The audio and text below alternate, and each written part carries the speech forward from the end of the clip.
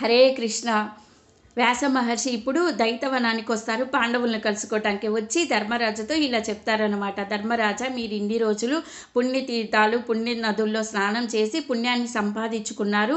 రోమస మహర్షి మార్కండేయ మహర్షి వచ్చి మీకు కొన్ని ధర్మాల గురించి చెప్పారు. ఇప్పుడు నేను చెప్తున్నాను మీకు ధర్మము.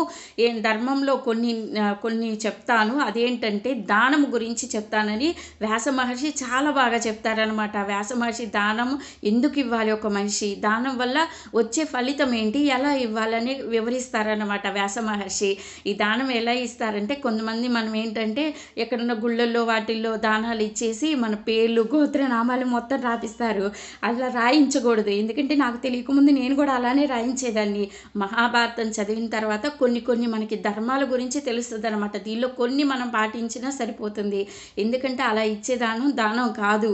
ఇది మహాభారతం పంచమ వేదం. కొన్ని రహస్యాలు ఉంటాయి దీనిలో, తెలుసుకుంటే చాలా మనకి మంచి జరుగుతుంది. ఇప్పుడు వ్యాస మహర్షి చెప్తాడనమాట, నాయన ధర్మరాజా, దానం ఎందుకు ఇవ్వాలంటే, నువ్వు దానం ఎలా ఇవ్వాలంటే 10 మందికి తెలిసి ఇవ్వకూడదు. దానము మూడో కంటికి తెలియకూడదు. దానం ఇచ్చేది కుడి చేతితో ఇచ్చేది ఎడమ చేతికి తెలియకూడదు, ఎడమ చేతితో ఇచ్చేది కుడి చేతికి తెలియకూడదు నాయన. దీన్ని దానము అంటారు. దానం అసలు ఎందుకు ఇవ్వాలంటే, నువ్వు ఎప్పుడు నీ పిల్లల కోసం నీ కుటుంబం కోసమే నువ్వు ధనాన్ని పెట్టెలో పెట్టి ఉంచితే అది నీకు ఎవరికి ఉపయోగపడదు. నువ్వు ఎప్పుడు ఇచ్చే చెయ్యే ఉండాలి నీది. ఎందుకంటే నీలో సత్వ జాగృతం జరిగి నువ్వు పుణ్యాన్ని సంపాదిస్తావని వ్యాస మహర్షి చెప్తాడనమాట. దానము ఎప్పుడు అలా ఇవ్వాలి నాయన. అంతేగాని 10 మందికి తెలిసి ఇచ్చేది దానము కాదు, గుప్త దానం చెయ్యాలి అని చెప్తాడనమాట. ఇలా చేస్తే మన శరీరమే క్షీణించిపోతుంది.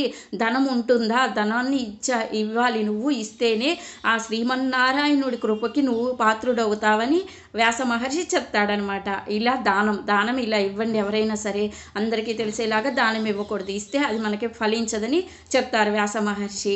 దానం గుప్త దానం ఇవ్వాలి ఎప్పుడైనా కానీ. ధర్మరాజుకి ఇలా వ్యాస మహర్షి ఇలా చెప్తారనమాట. నెక్స్ట్ ఏం జరుగుతుందో నెక్స్ట్ వీడియోలో చెప్తాను. హరే కృష్ణ.